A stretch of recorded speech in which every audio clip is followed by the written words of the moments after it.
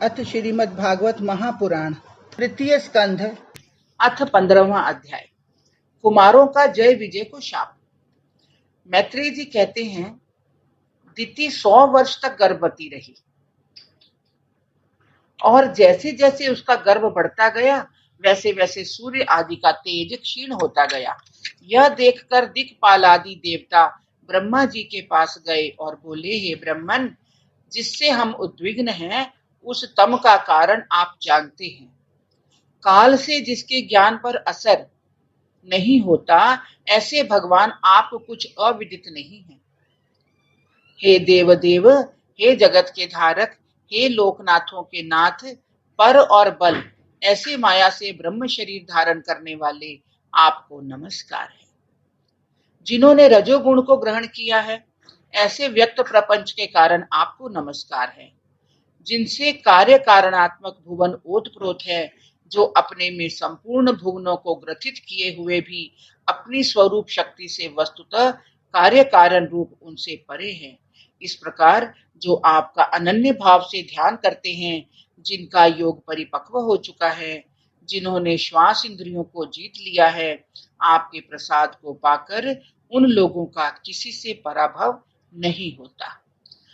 रस्सी से बंधी गौओं के समान सभी प्रजाएं जिनकी वाणी के अधीन होकर उन्हें बलि देती हैं, उन मुख्य आपको नमस्कार है। हे भूमन, तम के कारण जिनके कर्मों का लोप हो गया है, ऐसे हम लोगों का आप कल्याण कीजिए।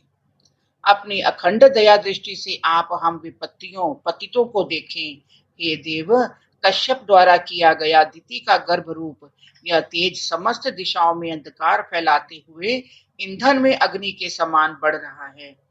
हमारे समस्त कर्म लुप्त होते जा रहे हैं, आप हमारा कल्याण करें। यह सुनकर ब्रह्मा जी ने हंसकर कहा, यह विष्णु जी की माया है, वे शीघ्र ही इस अंधकार को दूर करेंगे। एक बार मेरे मानस पुत्र सनकादिक विष्णु जी के पास वैकुंठ गए। वैकुंठ की अनुपम एवं देदीप्यमान शोभा की ओर दृष्टि न डालकर सीधे विष्णु जी के पास पहुंचने के लिए सीढ़ियों पर चढ़ने लगे।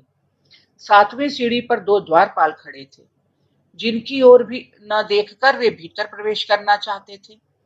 इतने में द्वारपालों ने इन्हें रोक दिया। इस पर सनकादिकों ने कहा, तुम्हारा यह कार्य विष्णु लोक के निवासियों के स्वभाव के विपरीत है। यहाँ भीतर और बाहर का कोई भेद नहीं है।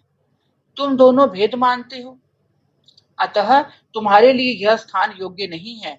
मैं तुम्हें शाप देता हूं कि तुम वहां जाओ जहां काम, क्रोध और लोभ है।